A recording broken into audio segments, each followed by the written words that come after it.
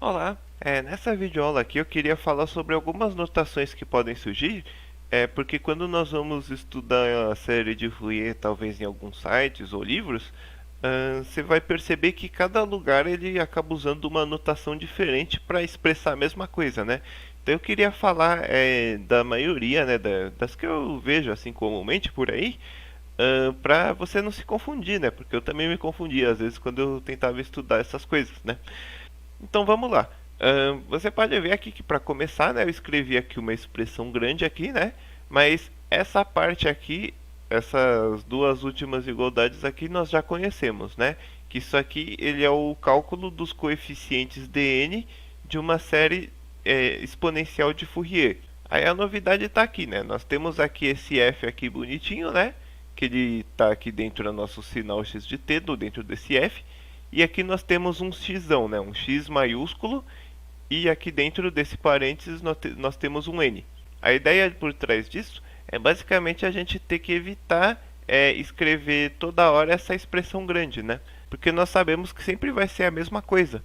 E além disso, se nós compararmos aqui também com a série de Fourier, né, com a nossa síntese de um sinal x de t como um somatório de exponenciais ou de senos e cossenos, você vai reparar que essa parte aqui toda ela sempre vai ser a mesma coisa, ou seja, a única coisa que vai mudar sempre vai ser o dn, né? E também eventualmente o ômega zero, né? Mas o ômega zero ele vai ser fixo, que ele vai depender do período, né, do nosso sinal. Na verdade, ele é a nossa frequência angular.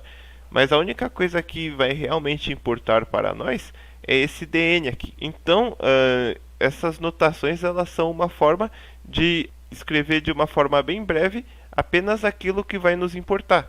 Porque se você se lembrar, naquelas nossas análises lá de espectro de amplitude e espectro de fase, a partir do dn, ou a partir de cada dn, nós já conseguimos expressar toda a informação que nós precisamos do sinal, né? Porque se você se lembrar daqui, né, nós temos aqui o ômega, né? Aqui eu vou desenhar aqui dois espectros de amplitude e de fase. Nesse espectro aqui de amplitude, nós já sabemos que toda a informação necessária para construir o sinal ela está contida nesse espectro de amplitude. Se nós soubermos aqui desse gráfico aqui a distância entre cada palitinho, nós já temos o período, né? Porque essa distância aqui ela vai ser o ômega zero. E aqui no espectro de fase é a mesma coisa. Essas fases aqui elas estão então nos indicando as fases de cada componente aqui. E daí qual que é a função, por exemplo, desse n aqui? Você pode ver aqui que nessa expressão nós temos um n que ele está entre colchetes, né? Isso aqui é uma notação que é bem comum em matemática discreta e coisas assim, que é uma notação de uma função discreta. E você pode ver aqui embaixo que isso aqui, esses dois gráficos aqui de amplitude e fase, eles são funções discretas. Então esse x de n, eu vou até escrever embaixo aqui, esse x de n, ele é uma função, né? Isso aqui é uma função, digamos, isso aqui vai ser uma função. E essa função, ela vai traduzir, né, de cada n, eu vou até desenhar aqui uma reta aqui. Se nós tivermos uns valores de n, ele vai pegar cada valor de n, que são valores discretos, ele vai passar por essa função x de n, e ele vai nos entregar números complexos. E daí, desses números complexos, nós conseguimos extrair dois gráficos, um gráfico de amplitude e um gráfico de fase.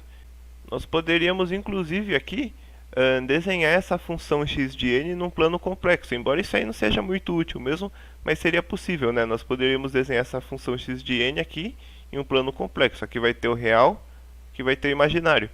E daí, por exemplo, para um valor de n igual a zero, nós teríamos um número complexo que está aqui. Para um valor de n igual a 1, o número complexo está aqui. Para menos 1, ele está aqui. Eu estou fazendo aqui meio livremente, né? Mas a gente sabe que para um positivo e para o negativo, a fase vai se inverter. Inclusive esse diagrama já está errado, né? Porque na verdade ele teria que estar aqui. Mas espero que você esteja pegando a ideia, né? Por exemplo, para um valor de n igual a 2, nós teríamos um número complexo aqui. Para um valor de n igual a 5, nós teríamos um aqui. E assim por diante. Só que o problema é que são infinitos pontos, né? E daí eventualmente a gente acaba perdendo aqui o que está acontecendo nesse diagrama aqui.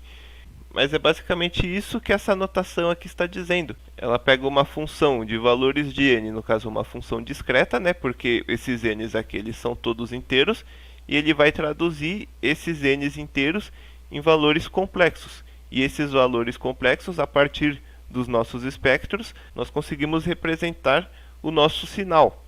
Uma coisa muito comum, inclusive, de se ver por aí também, é essa notação aqui. A gente tem um x de t, inclusive de vez em quando tem uma seta dupla aqui com esse símbolo aqui, como se fosse um C somente C, mas eu prefiro desse jeito aqui. E daí eles colocam aqui um x de n entre os parênteses. O que isso quer dizer? Isso aqui é o que a gente chama de um par, né? Seria um par de Fourier. Por que um par de Fourier? Porque nós sabemos que essa função aqui do tempo e essa função aqui, que ela está em função de n, e esses n's aqui são os múltiplos da frequência fundamental, perdão, da frequência angular fundamental, nós sabemos que essas duas funções aqui, elas possuem a mesma informação para descrever um sinal x de t. E daí o que eu queria falar por último é desse fzinho aqui bonitinho, né?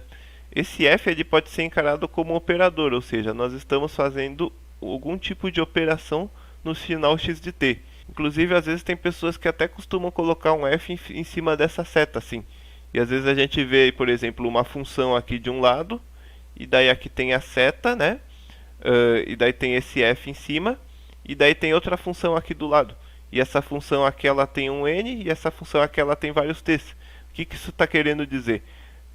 Está querendo dizer que aplicando essa operação do f, nós passamos de uma função para cá ou para essa função aqui. Inclusive tem um f negativo, né? Às vezes aparece um f aqui, esse f bonito, só que um menos 1 aqui. Esse f menos 1, ele indica que estamos passando do domínio do n para o domínio do t. Então, ou seja, se nós temos aqui uma função aqui do tempo, se nós aplicamos esse f aqui, digamos, esse f na potência normal dele, né? Esse f no mais 1, nós estamos passando aqui do tempo para a frequência, ou do tempo para os múltiplos da frequência. E daí com esse f negativo nós estamos passando para o outro lado, né? Então seria f negativo. Aí nós podemos então escrever algebricamente, né? Ou mas aí nós podemos escrever matematicamente o que quer dizer esse f negativo, né?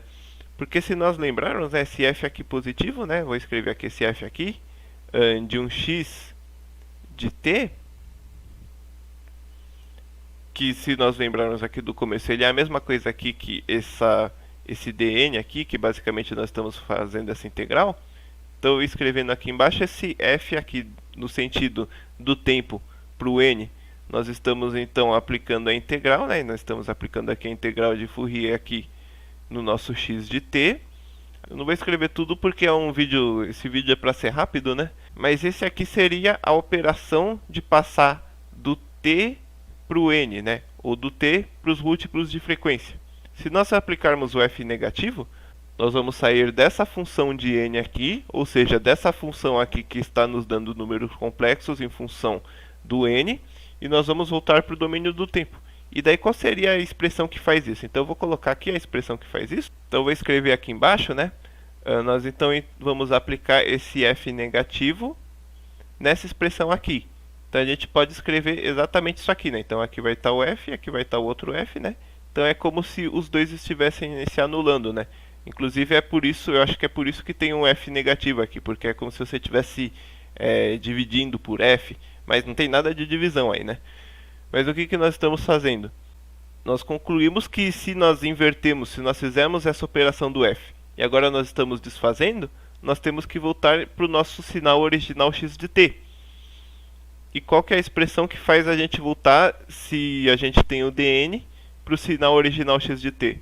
É justamente essa expressão aqui, que é a expressão da síntese da série de Fourier. Então nós podemos escrever aqui que esse f negativo, né, esse f negativo, ele nada mais é do que o somatório, indo do menos infinito até o mais infinito, de cada um dos nossos dn's, que estão multiplicados por e na j. Ou seja, então se nós temos aqui o f de alguma coisa aqui, que é a função de n, né? Nós temos o f de alguma coisa aqui, nós vamos pegar só essa coisa e aplicar essa operação aqui. Ou seja, a operação de passar para o tempo. Uma coisa que eu já vi alguns autores usando, quando o autor ele realmente ele tá meio indeciso, né, com a notação que ele vai usar, é quando colocam aqui dentro, a gente faz um f, né, de um x de n, né? E daí é meio que uma notação híbrida. Você está vendo que não tem nenhuma regra aqui específica, né? Mas o que, que é isso? Em vez de nós colocarmos aqui o dn, nós colocamos aqui dentro o x de n. E também até que faz mais sentido se pensar bem do que o dn, porque aqui nós temos aqui uma funçãozinha que para cada valor de n que nós estamos variando do infinito, do menos infinito até o infinito, esse x de n ele vai nos gerar um número, né? Um número complexo que vai estar multiplicando esse exponencial aqui. E daí isso aqui vai resultar numa senoide, né? Bom, eu espero que esse vídeo aqui de notações ele tenha ajudado você a, pelo menos, quando você se deparar com essas notações diferentes aqui em livros ou sites, você vai pelo menos saber do que se trata, né? Porque quando a gente se depara com essas notações assim diferentes para a série de Fourier, eu pelo menos eu acabava tendo que deduzir assim pela lógica, né, o que quer dizer.